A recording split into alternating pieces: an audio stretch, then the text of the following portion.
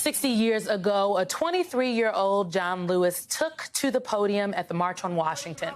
He was the youngest speaker in the lineup that day. Now, Lewis, who was then the chairman of the Student Nonviolent Coordinating Committee, called for new protests to pressure the Kennedy administration. At the last minute, he had to be convinced to tone down his criticism of the White House. The reality is that young people like John Lewis played a critical role in the civil rights movement. Students were holding sit-ins, they were integrating schools, and taking part in freedom rides.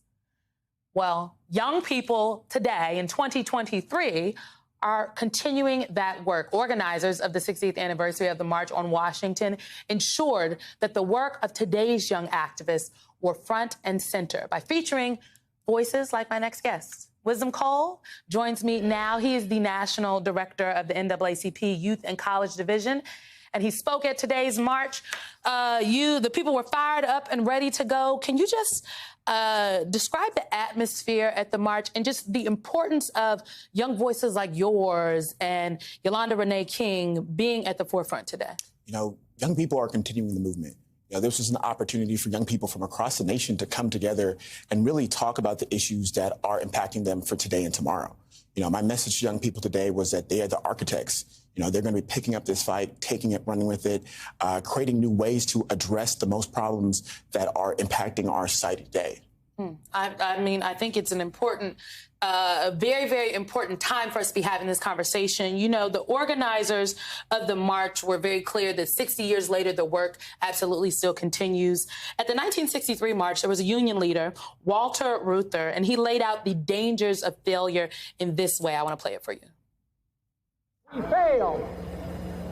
The vacuum of our failure will be filled by the apostles of hatred, who will search in the dark of night, and reason will yield to riots, and brotherhood will yield to bitterness and bloodshed, and we will tear asunder the fabric of American democracy.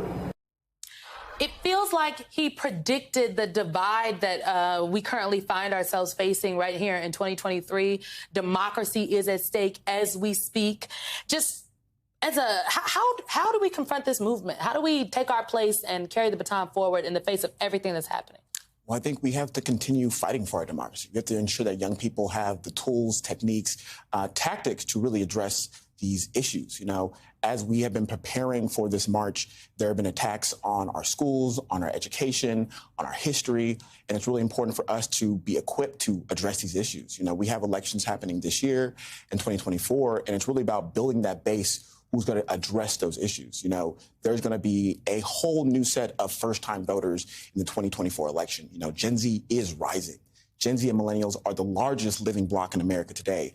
And so what happens when we focus that power? What happens when we come together and really address the issues that are pressing our community today? Everything from environmental racism to student debt. You know, we have to make sure that there are solutions for not just right now, but for our future. You have been very vocal about the student debt issue, as has the NAACP.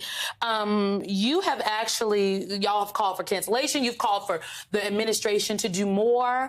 Are y'all pleased with what you saw from the administration this week with the SAVE repayment plan that was rolled out? Well, you know, it's important for us to educate our members about all the different pathways to cancellation and recognizing that the 800,000 folks who are seeing cancellation happen in real time are seeing a transformation happening like no other. But we want to make sure that's accessible for everybody, right? We want to see the most amount of borrowers, see the most amount of debt canceled for them so they can really have the opportunity to start their lives, become homeowners, business owners. And it's more so really about reducing the racial wealth gap in America today. You know, our goal is to keep the administration accountable, but continue pushing forward on this campaign to ensure that we can see relief that is needed. You know, Wisdom, we have to go, but I will just note there is not a major movement that has happened in this country without young people at the forefront. And it always strikes me, Reverend Sharpton was a young person when he got involved in this work, and he always makes sure, as young people, we are at the front, not on the side, not in the back. And I was so happy to see you at the front today, my brother. So happy. Exactly, exactly. Young people are at the forefront of this movement, and without it, our movement will die. And so let's continue pouring into young people, ensuring they have the resources, the access, and necessary to do the work today. Thank you for being here. Wisdom Cole, Youth and College Director of the NAACP. Thank you.